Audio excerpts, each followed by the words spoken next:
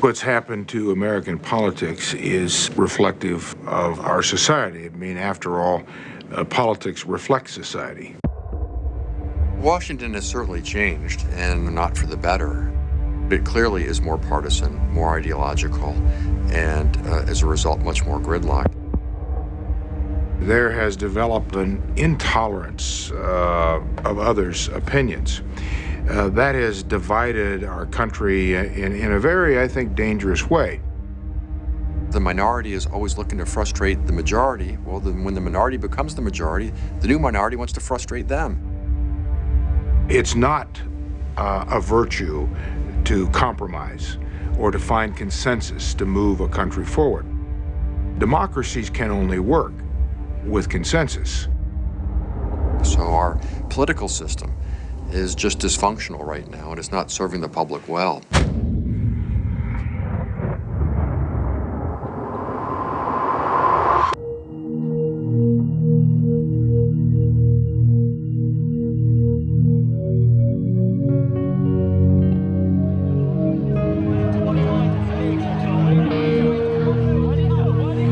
This country is deeply divided on fundamental issues.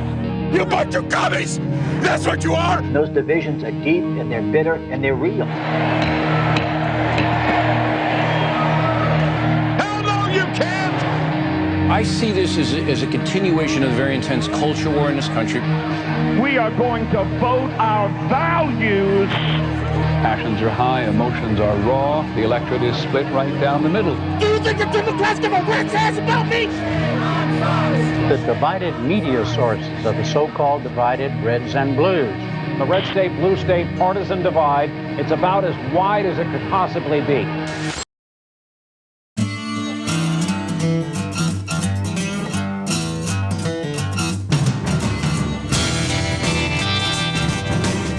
I set out to go from coast to coast to find out what it is that divides us.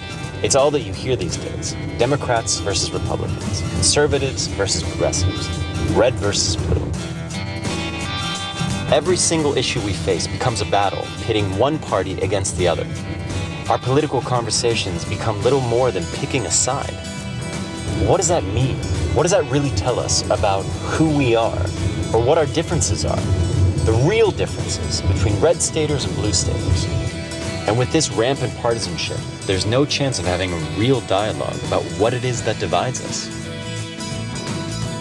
I figured out 6 questions about this split that I most wanted answers to. 6 questions to ask everyone that I meet, Republicans, Democrats, Americans from all walks of life, to try to find that civil discourse that we just don't seem to have anymore.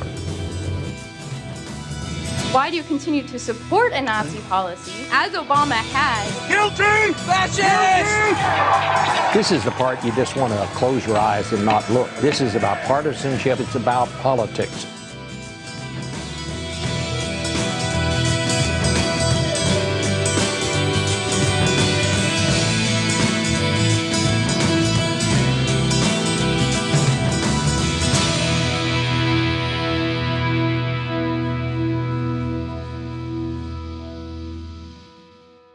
Let me tell you how bad it's got. I have some friends who are on different political parties than I am. And we have gotten to the point where we're just drawn as troops. We do not discuss it. Period. Now, what kind of an attitude is that? You know, we don't really like to mention politics and stuff like that as far as, you know, family conversations. Because it's too ugly. I spent election night in the town of West Yellowstone, Montana, with this Republican guy. I had asked him a couple questions, and he finally got to the point where he said to me, I can't even talk about this. It just makes me so angry. We have to change the subject right now. It's very divided because they just can't see the other side. I mean, you talk to Democrats and all they talk about are these conservative, heartland, redneck, gay-hating, gun-toting, crazy, anti-science, raving, radical, right-wing, religious, Bible-thumping, Jesus freaks, clearly uneducated, doing whatever they do, burning crosses and killing homosexuals. But on the other side, they just see, you know, these rich, wine and cheese, arrogant, latte drinking, Hollywood, elitist, Jane Fonda, Whoopi Goldberg, George Soroses of the world, freebasing cocaine, smoking weed, having sex with everybody they see, and sort of plotting the corruption of their children. They really feel that way. You know, both sides are kind of right, but they have less in common now than I think they've ever had.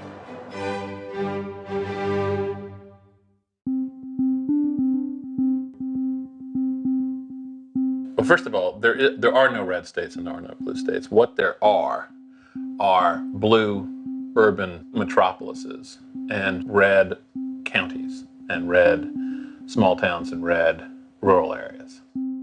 If you try to divide it up, city versus rural, city versus exurban, all of a sudden those differences make sense. 2/3 of the electorate in New York State lives in New York City. If you look at California, the same way. If you look at each state, county by county, I think then you get the real picture. It's really more of a rural-urban divide than entire states going one way or the other. One could argue that there are more urban blues and more rural reds, but that's still not adequate. Coastline versus Midland, that's still not adequate. It's cultural. This culture war stuff is extremely powerful. It explains your place in the universe. It explains your frustration with life. Now, friends, I'm just an average American. But I'm an American. And some of the things I see in this country of ours make my blood boil. It speaks to the hard done by and to average people out in the Midwest, and it speaks to their anger. The Republicans, in my opinion, have wisely pitched some of these bedrock value issues to many of these Americans who may feel marginalized, but they can cling to the notion that the America that we once knew stood for these principles. And people resent that. They resent the notion that, you know, people they don't know who live in Malibu and who don't share their values, and more to the point, don't share their culture, are deciding what their lives are like. That's what it's about.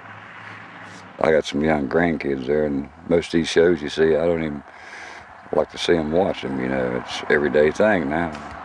Everything is sex. Have you noticed that? But the morals, I think, went to pieces. Maybe I'm old-fashioned.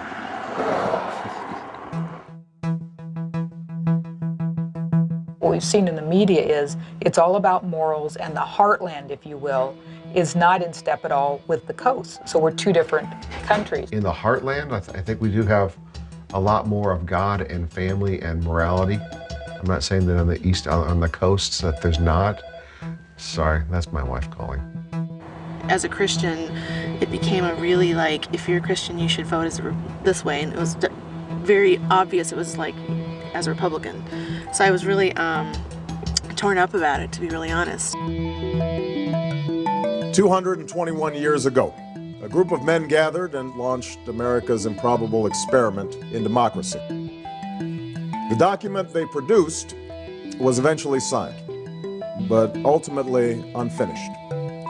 It was stained by this nation's original sin of slavery. The other factor has always been in American politics, and for Ken Burns to figure this one out, and that's race.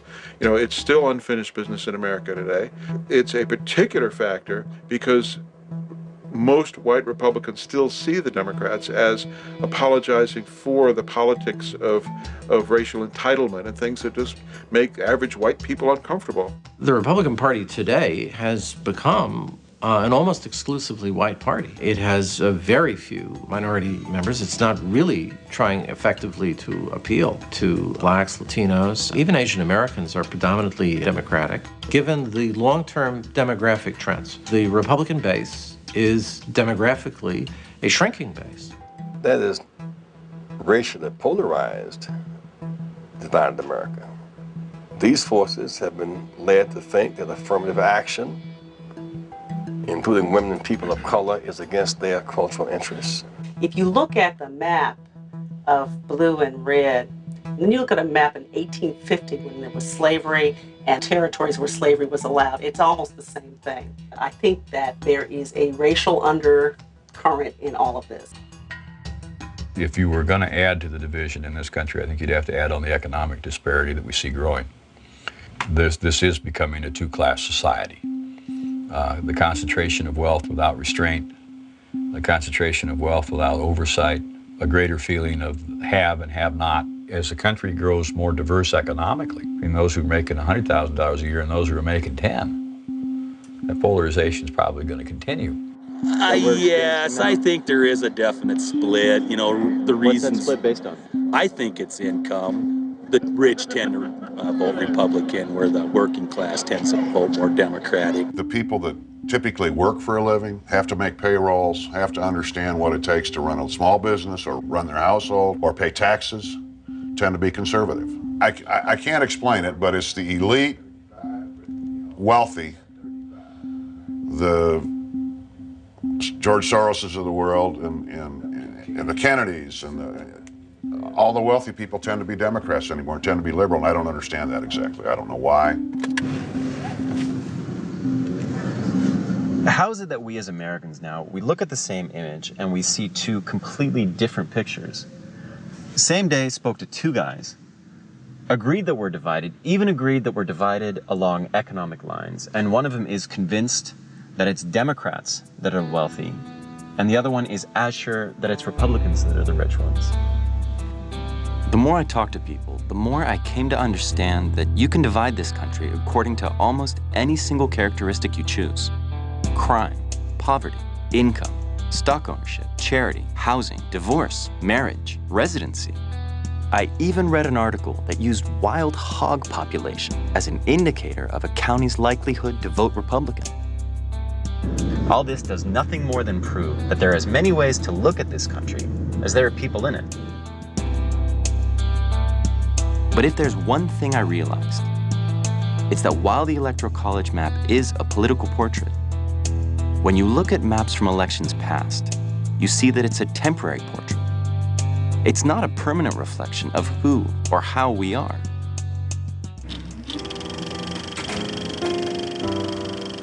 It seems like the only thing that Americans can actually agree on these days is that we're more divided than ever before.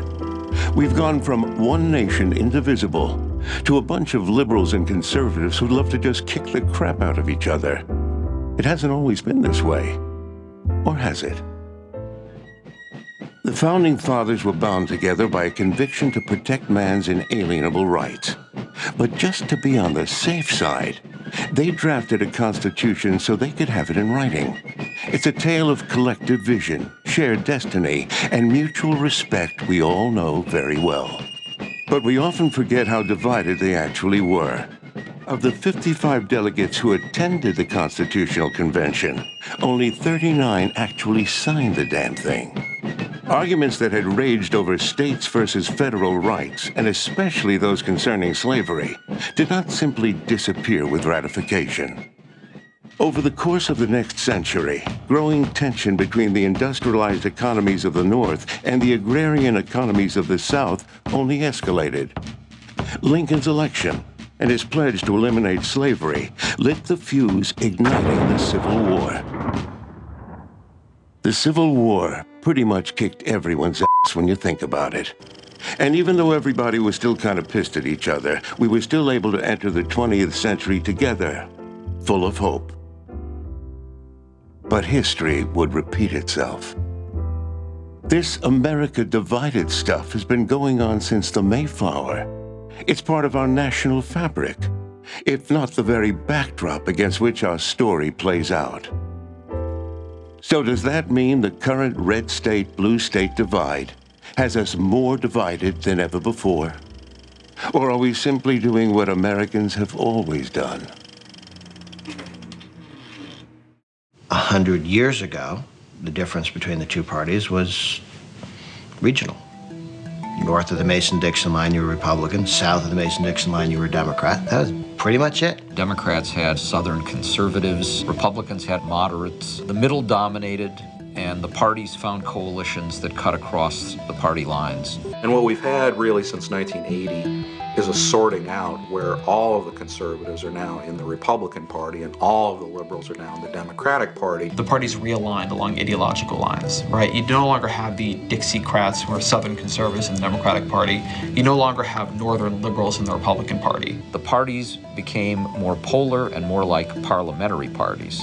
But what's also true here is that there's a real interactive effect. As members of Congress have polarized, the larger political environment increasingly mirrors that and is polarizing. We have tribal politics in some ways now in Washington. It's starting to happen more out in the country.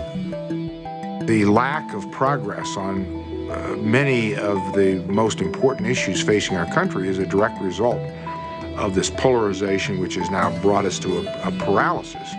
This idea that I'm all right, you're all wrong, has really set in on not only the fringes, which always have been there, of the parties, but now it's essentially controlled the mainstream. You cannot have a streak of intolerance that dominates the process, and unfortunately, that's what's happened. You gotta find a side and take it. I've taken a side.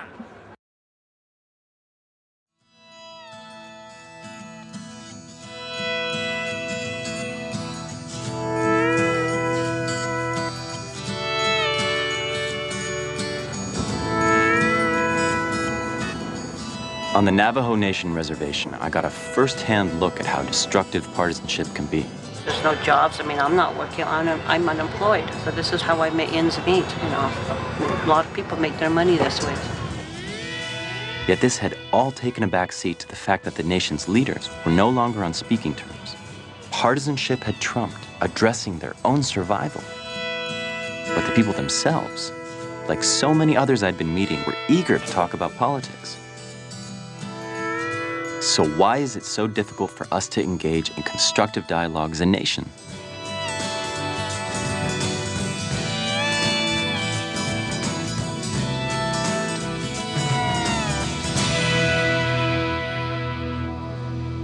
We don't have debates anymore. We stay on message. The debates now, which is the only chance for the two candidates to actually have a discourse, are just two monologues. And our pundit class, in fact, praises the lack of discourse. I mean, what's the chief virtue that is always praised right after a debate by the pundits? Well, the candidate stayed on message. And it's like a composition paper in 4th grade. Tell them what you're going to tell them, tell them what you told them. That's now how a candidate approaches every debate. One of the ideas of the founders of the country would be that the political cycle would be a really productive, creative process of airing new ideas and new solutions and testing these solutions with the people. And substantive ideas would come to the fore and it would shape the policy direction of the country. Have you ever seen the famous Nixon-Kennedy debates? People talk about them all the time. And when you watch it, what you realize is that Richard Nixon, for whatever you want to say about Richard Nixon, he might be the last man to have ever thought live on television. When you watch him, when he's pulling at his face and like making these kind of wild gestures, he's actually thinking up his answer. Something that doesn't happen anymore. It is true that if you heard the debate on radio, you thought that Nixon won hands down. If you saw it on television, you knew that Kennedy had just blown him away. What all political consultants and candidates learned from that debate was, boy, you better be prepared. You better be ready. You better rehearse. Well, rehearse means trying out various lines and see what works the best and then learn it. The First Amendment enshrined Madison's marketplace of ideas, where he said, falsehood will never stand a chance in a fair competition of ideas, in a marketplace of ideas. Truth will always win out. But that presumes that, you know, you're going to have a debate.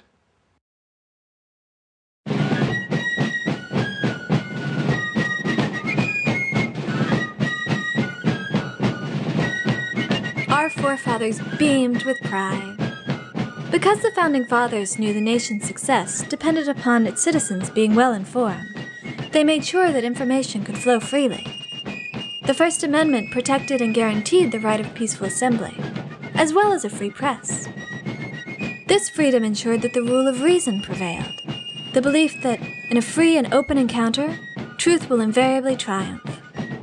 Even with falsehoods as part of the debate, they trusted that people would make the right choice where it mattered most, in the voting booth. But the vitality of this marketplace of ideas is not as robust as it once was. Where once ordinary citizens were actively engaged in discussing the issues of the day, we are now mere onlookers in a debate that takes place almost exclusively over the airwaves. In fact, 78% of Americans now cite campaign ads as their primary source for political information. When freedom of press and speech falters, and the marketplace of ideas fails, it's almost impossible for us to fulfill the most essential civic obligation we have, making the informed voter decisions that keep our government in check. Unfortunately, there's no quicker path to voter disenfranchisement than being excluded from the process.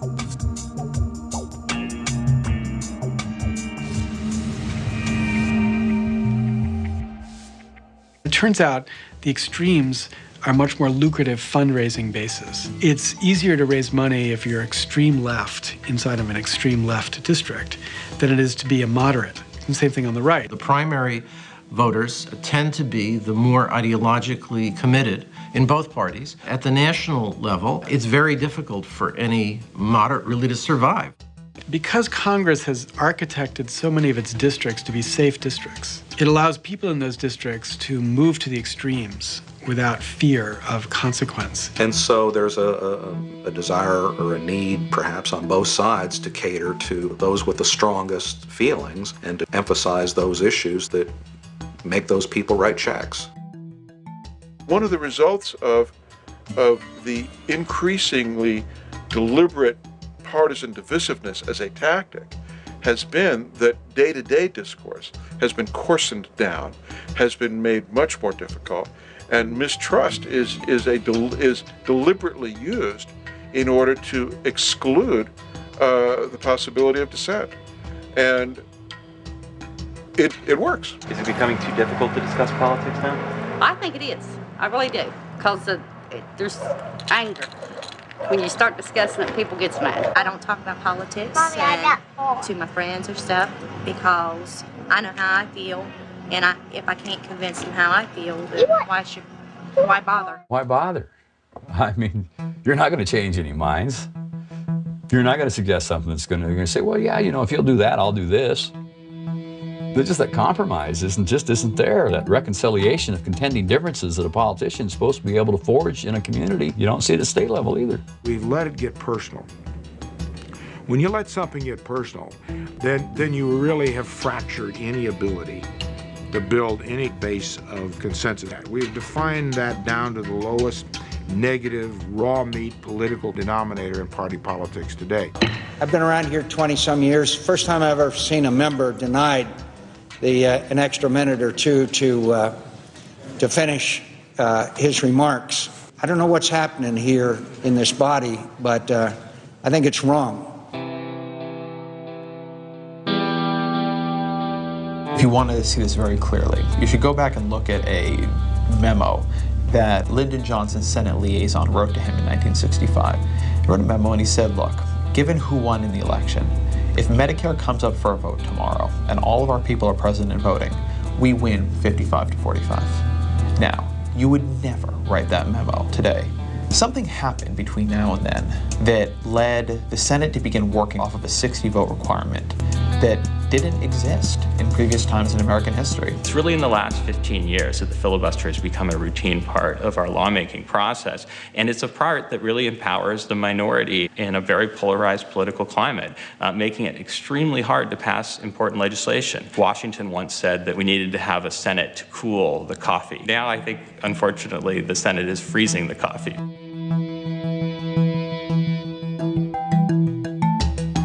Maybe the worst leadership failure is the readiness to disrespect your opponent. And you are one sick, pathetic devil. That sort of attitude, that take no prisoners attitude, when that filters down in the public realm, in the public square, in discourse, that's bad. That's corrosive. That divides us. Because you're supporting that son of a who's up this whole planet. And that makes you an enemy. Straight up.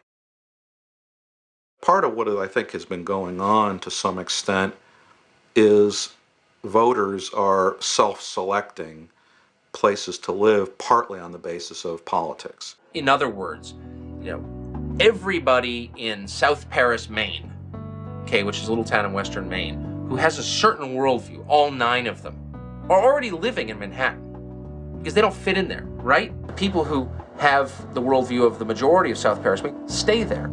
The people that I interact with, the people I do business with on a daily basis, 95% of the people I deal with were conservative, they're predominantly vote Republican. Maybe it's, again, an issue with our generation where we tend not to stay where we grew up, that it's a very mobile society now. So I think you can see a sort of a polarizing shift being reinforced by people moving out of regions they feel are hostile. We're living in neighborhoods that are defined much more strongly by who we end up voting for, and hang out with people who share our general outlook. You can't connect in the easy way that existed when I was really coming along. So I think we're going to have some turbulent times in terms of trying to identify our points of common interests.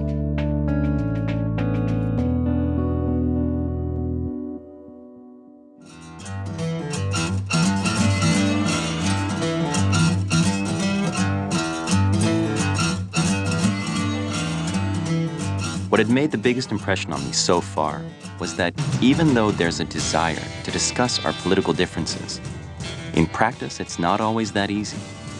This is a perfect example. You have a desk opposite somebody who's a Democrat. How does that play out for you personally? If you're politically savvy, you get it, you're a Republican. If you're an idiot, you're a Democrat. How's that one? Here's the idiot. And these days, it's nearly impossible to talk about politics without getting into faith and morality. All these hippies and these gays and all this other thing affect the common, normal people, don't get involved in that. But it's there, you got to deal with it, right? This struggle, where faith meets politics, where the one ends and the other begins, it's where our country gets stuck as well. Faith, in many ways, is at the heart of the culture wars.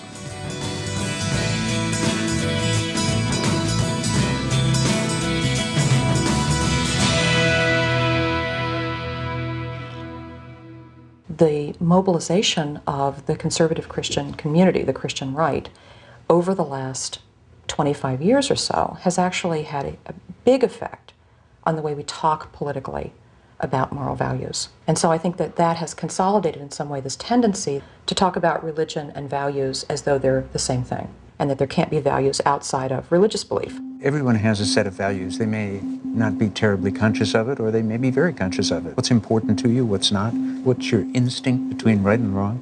Maybe what we ought to say is, let's talk about values across the board. You cannot have every individual say what is right to me is right and you can't infringe on it. There has to be a basis. There has to be an agreement on where the line is. There are other moral issues that are important as well. There's more than 3,000 verses in the Bible that talk about caring for the poor, and the religious right tends to gloss over that. I agree those are priorities. Biblically, we're commanded to care for the sick, the elderly, for the widowed, and for the orphaned. But if we don't have right what is a life, and if we don't have right what is a family, then every other legislative action we take, every dollar amount we spend is applying a tourniquet to a flesh wound. I think it's impossible to discuss moral values, for instance, without discussing a war. We've never had a war where we've had a tax cut during a war in the history of this country until now.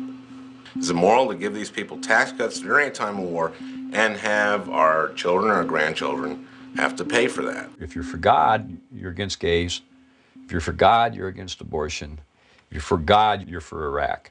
So we've kind of put, whether we want to or not, just by the overlay of it, a religious connotation on questions that weren't historically religious.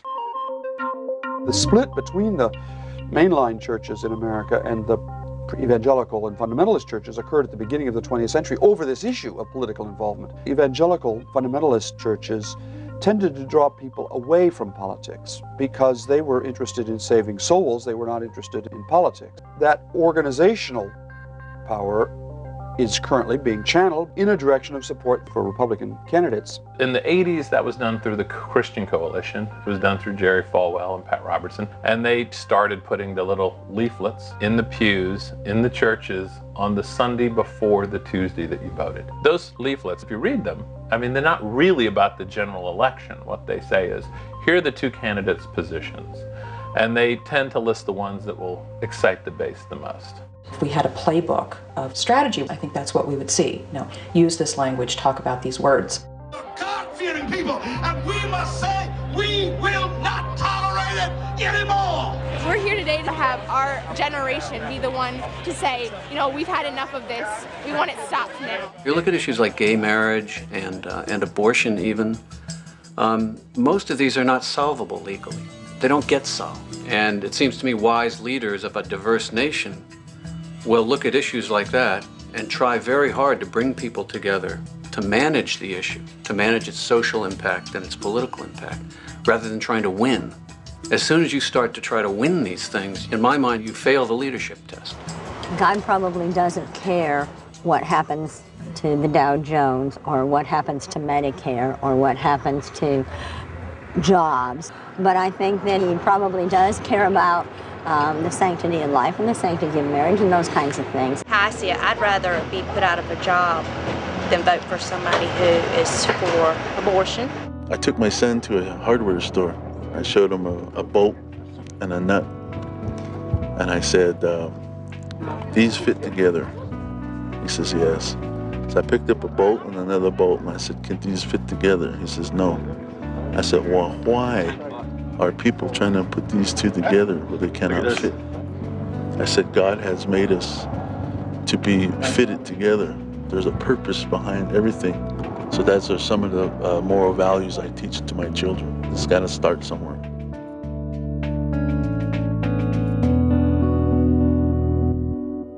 We are one of the two most religious countries in the West, Ireland being the other example. Our polling numbers in terms of some of the basic indicators, do you believe in God, do you believe in an afterlife, do you attend church or synagogue, compared to European countries, for example, we're off the charts. The whole notion of the separation of church and state, I think, is one that is much more embraced by the intellectual elite. You're right, the DNA of our nation does not embrace this more rigid academic notion of separation of church and state. It is wrong to have religion not in the public sphere. People of faith will run and talk about it, that's fine. But to have religion control the public space, and that you're either with us or against us based on doctrinal views that you don't compromise, that's not a democracy. When France has been on 6 constitutions, when we've only got 1, despite the fact they always lecture us on enlightenment, okay? The reason ours has endured and theirs has not is because we have a line. We specifically put into writing where our values and where our rights come from. Not from a king, not from a state, not from a political party, not from a university, not from a culture, but from a creator. People forget that the founding fathers were atheists and that their role was not to save the church from the state, but to save the state from the church.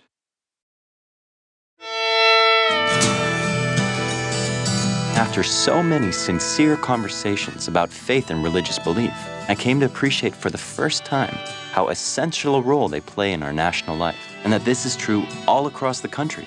It's just as much the case in the Southwest as it is in the Midwest, in the Rust Belt as in the Bible Belt.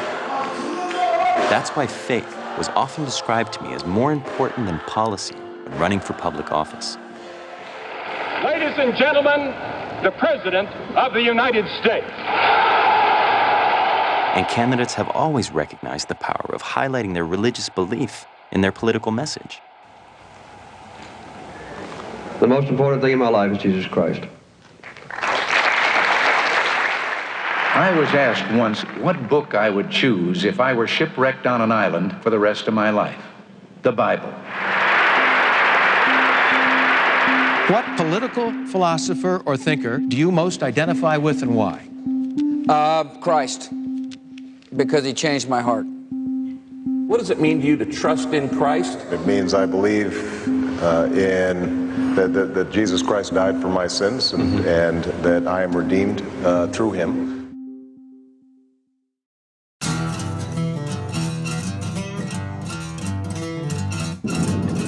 But there is no message without media. In fact, it's impossible to discuss politics in this day and age without dealing with the incredibly pervasive role that the media plays in it, and in our lives. The irony is that the one thing that connects us all is also the thing that we often single out as further dividing us. East Coast media has really made this red-blue thing into more of it than what it really is. Fox TV, which to me is the most anti-democratic thing I can think of. The three major networks on TV, they're slanted liberal. And, you know, the funny part is they don't want to admit it. The main media, the CNN and the Fox News and all the crazy with the lights and the noise and the all kinds of stuff. It just doesn't really make any sense. So to understand this better, I headed to the media capital of the world, New York City. Whoa. There's no better place to get a sense of the power and scope of the media in our country and how we as a nation are obsessed by it.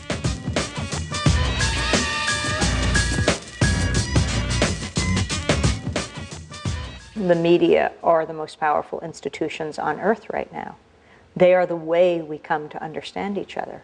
They're the way we come to know the rest of the world. TV is what Americans share. You know, it's sort of our national town hall. America's just too big for all of us to ever get together anywhere, right? So we know what America looks like because we see it on television. I've not really seen the world, but that's what they say. You see that on TV, they say we're all divided. The media establishes what the issues are. It broadcasts them to the nation. It says, this is what people care about, this is what matters, these are the problems that are confronting the country today, and these are how people feel about them. The whole role of the national news media to be mediators of information, to say, you know, this is what's going on, not think this or that, but here are the things you should be thinking about. That's an amazing decline. You know, when I was your age, 70 or 80 or 90% of America watched either ABC, CBS, or NBC, and what's more, believed it. Traditionally, the way America's news media evolved, as opposed to Europe's, was on the basis of the wire services, and that a wire service had to print in both Democratic and Republican newspapers, so they had to kind of write it down the middle. That created a tradition of nonpartisan coverage that became our model. So that created a kind of common narrative for the country that you could react against or, you know, whatever. But now, I mean, forget that. I mean, that era is over. The reason that you've seen things like Fox News and talk radio emerge is because they represent a viewpoint that many millions of Americans thought was not being represented. You know, nature abhors a vacuum. And if there is something not filling that void, something will always rise up to do so, particularly in a capitalistic system which financially rewards you for doing it. We get on the air now because of the extremeness of our views. And part of that's driven by the competition within the media industry. So who's got the most exciting story? Who's got the best story? Who's got the quickest story? You see it not only in your talk show hosts, you see it in your editorial writers. Consensus builders don't sell newspapers, don't get on radio, don't get on Sunday morning TV, and they don't draw ratings. And if you happen to be a publicly held company and you have a fiduciary duty to your shareholders to maximize their profits, which is what the law does say, then you try and maximize your viewership. And if a fairly hard-edged message, one way or the other, does that, well, then that's what you tend to do. And that has served actually an important role in the bifurcation of the electorate, because they don't really hear from voices on the other side, or they don't hear from voices in the middle. There is no discourse. There is a so-called left and the right yelling at each other. So that has become a kind of model for take no prisoners, there is no middle ground. It's no longer a serious discussion about the issues, and even on the right, the figures who have substantive things to say, you tend to see less and less of in favor of these characters like Ann Coulter, who are just political performance artists. A lot of it has to do with the concentration of media ownership and power in the hands of what ultimately are corporate interests, so that the individual journalists don't have as much say as perhaps they once did. And I think that there is a tremendous chilling effect that if you know you're working for GE and Viacom, et cetera, are you going to go digging into things that really undercut corporate values in this country?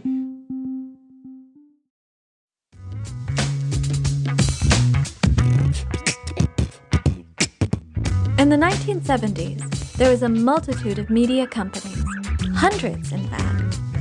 And this diversity of media ownership helped to ensure diversity of information. The FCC's early restrictions on media ownership helped to preserve this. The 1996 Telecommunications Act abolished much of the previous media ownership regulation, and a new era was born. But rather than foster competition, The Telecommunications Act opened the floodgates to historic industry consolidation, reducing the number of major media companies from around 80 in 1986 to a mere 7 today. 7 companies that control 90% of the marketplace, nearly all the news we get. And by determining what's news, they also decide what the issues are that we as a nation debate. So, even though we have hundreds of cable channels, magazines, radio stations, and newspapers at our fingertips, does having more options really mean that we have more choices? We've all inserted ourselves in a kind of echo chamber of our own devising because we get to build it ourselves. And everybody can, if you want to click on 20 blogs that confirm your view, if you want to watch 3 cable channels and subscribe to 2 magazines, all of that is available, and all of that will completely mesh with what you already know to be true. I mean, cable is just, it's just made it possible for people to watch just what they want to watch. It narrowcasts to each different segment within society, and so people aren't exposed as much as they used to be to other people's worlds. Mainstream news organizations like CNN, like the Washington Post, like the New York Times, are then come to be understood as the liberal side, right? So in an ideological world where everything is divided up, nothing is objective. Very few of us challenge our core values or core beliefs. Most of us, most of the time, gather those things we like and appeal to us. And in that, we find evidence that we're right and the other side is wrong. If Fox News didn't report it, then I don't believe it. I mean, if CNN came out and said, Jesus really did walk out of that tomb on the 3rd day, I might consider paganism. That's how little I trust what they have to say. You can even agree on the facts because, CNN says one thing and Fox News says something else. And there's all kinds of folks on the left that if CNN doesn't say it, then it must not be true. So, you can't argue. And I think that's why so many people have walked away. Don't look, stop the BS here. Stop the crap. Come on, you coward. Say the truth. You mean, coward? You're a coward. You blame everybody else. We have a news media that is just feeding off the conflict and indeed feeding the conflict and not informing Americans very well about what's really up for debate. It's sort of a perfect recipe for a political disaster. While talking with people about the media in politics, I learned that most of the country is a foregone conclusion long before election night. The only states that matter are the ones that are too close to call. These swing states are the ones that decide who moves into the White House. They become the front lines in the red state, blue state culture wars. And when every vote counts, campaigns focus on topics guaranteed to mobilize voters. This is Alabama. We speak English. If you want to live here, learn it. There is an ideal, still held by many, that the election process is our opportunity to openly debate issues of the day that affect us as a nation, and hopefully find a middle ground that serves the common good.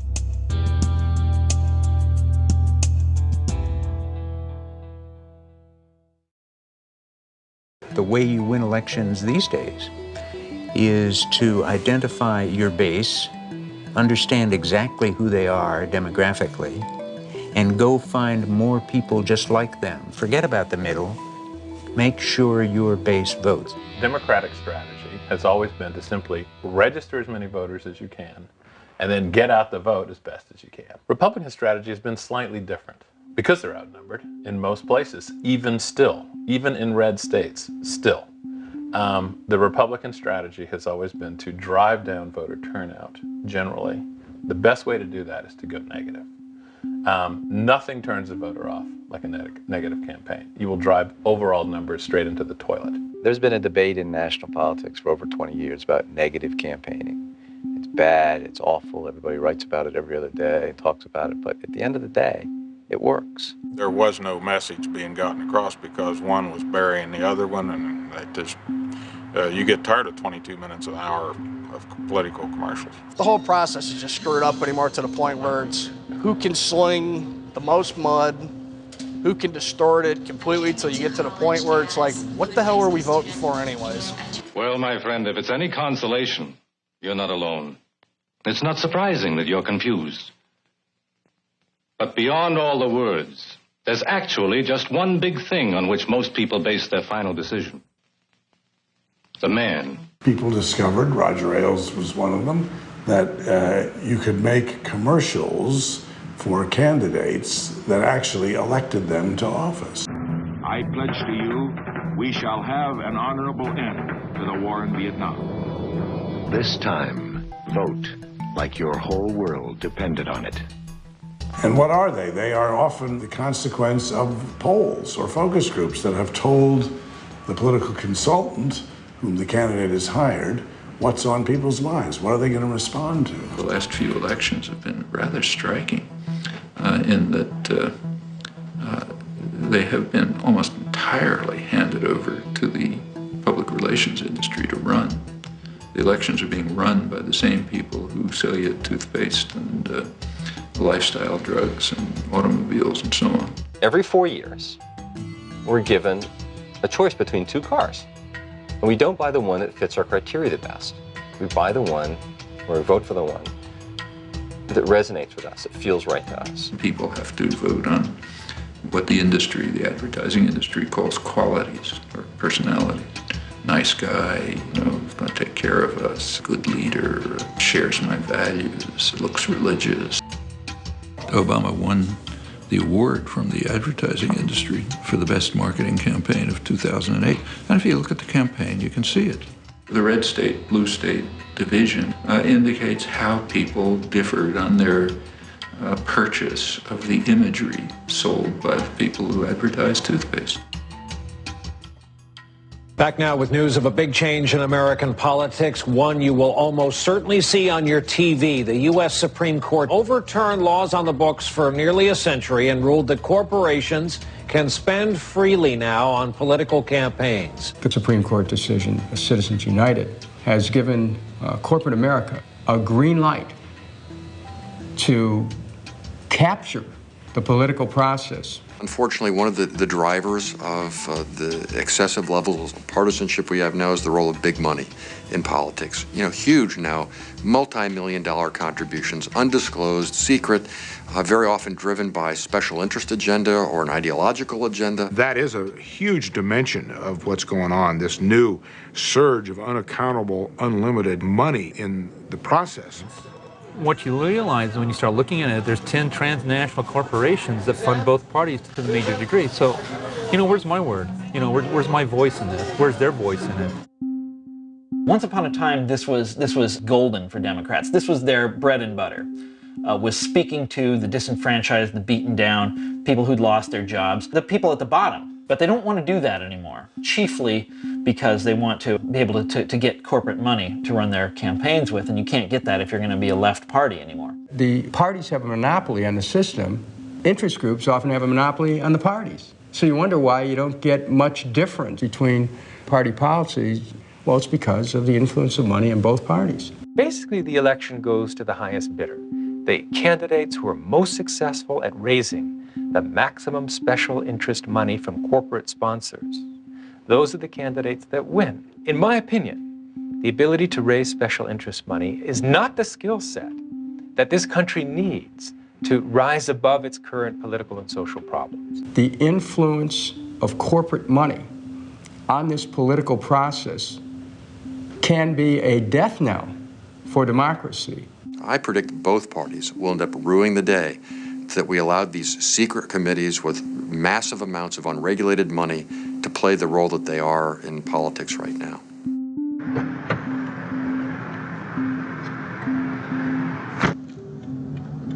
The one thing that you hear from nearly everyone is that DC has changed, that the partisanship is worse than ever, and that now it's only about party-first politics and divide-and-conquer strategies, rather than what's good for the country.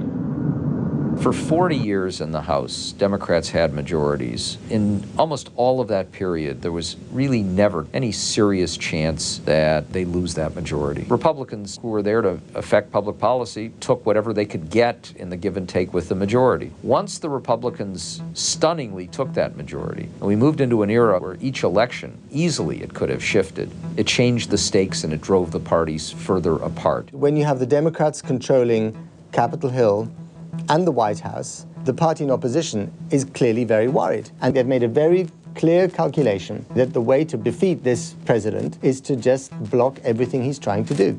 The better the idea the president comes up with, the more opposition he will get from the Republicans. It was exactly the same with George Bush. George Bush came up with some great ideas that Democrats should have embraced, and they opposed it. Because the minute you compromise with the enemy, you're going to give them results. If the Republicans came out and they said, you know what, we're with you, and then Barack Obama and the Democrats could go to the voters and say, we did it. We changed the tone in Washington. If you're a Republican, why do you want that to happen? You probably lose your seat. You definitely don't become a committee chairman. Your leadership doesn't take power. Your legislation doesn't begin to matter more. All of their incentives are to make sure nobody can govern the country. That's true for Democrats when they're in the minority too. That kind of stranglehold in D.C. of power by the minority at odds with the American people creates tremendous frustration. Underneath it all are these very brutal political incentives.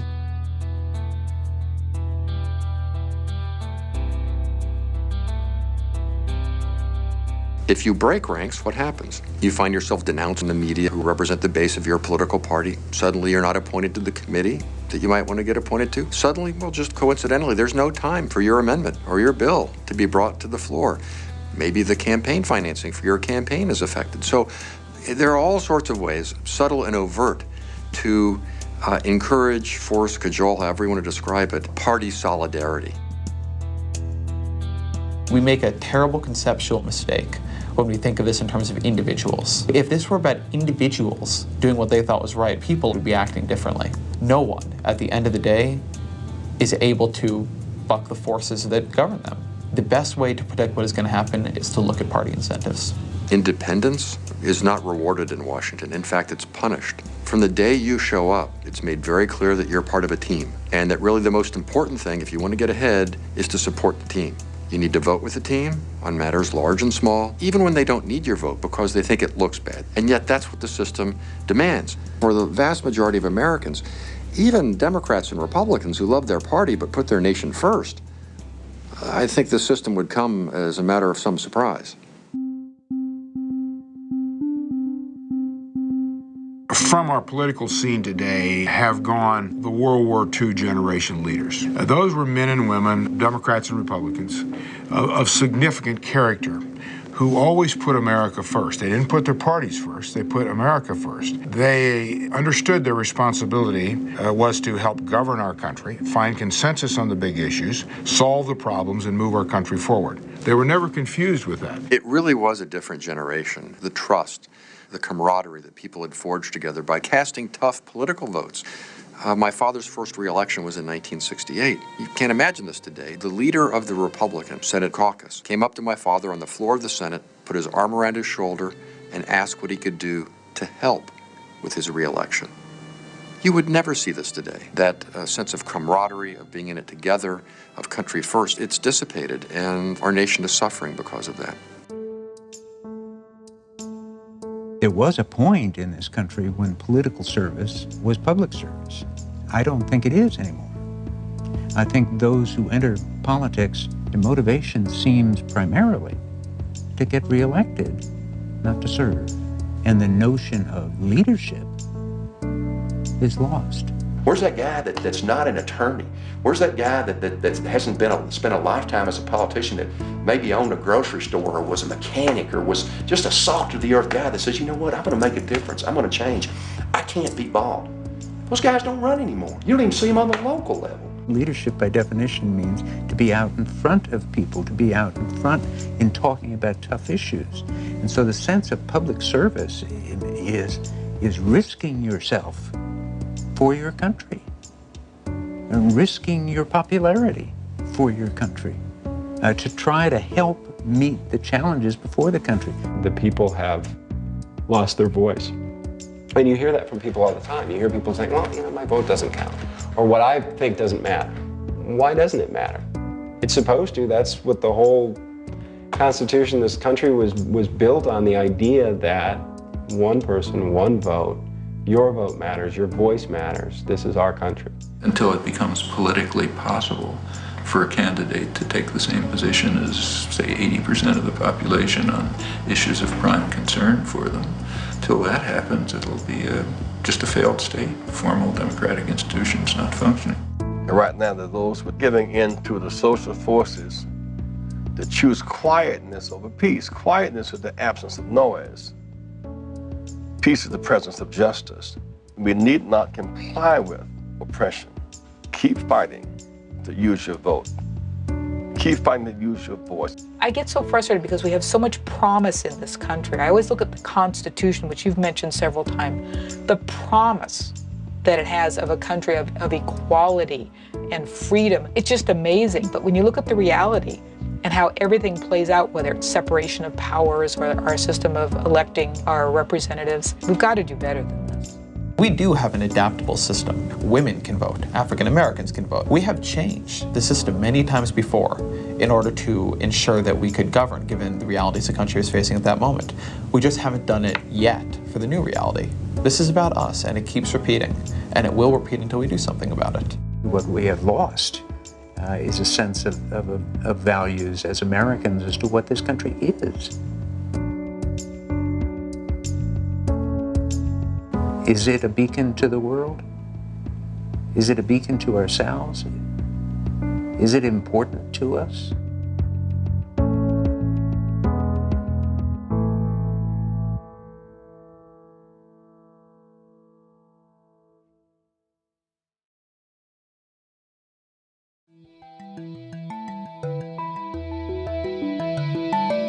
Reports of death threats, vandalism, and harassment have House Democrats on edge just as they're preparing to head home for the spring recess. I have been directly threatened. A bullet was shot through the window of my campaign office in Richmond this week. We start with these town hall meetings, including the one the president had today in Portsmouth, New Hampshire. A protester who came to the town hall meeting today with a gun. And on a Michigan congressman's voicemail, a stark warning. I hope you die. Arizona Congresswoman Gabrielle Giffords is one of at least 10 members who Democratic leaders say have been targeted. The front door of our office had been either kicked out, shot out, or just basically destroyed. Are you afraid? Are you fearful today? Our democracy is a light, a beacon really around the world because we affect change at the ballot box and not because of these, outbursts of violence in certain cases.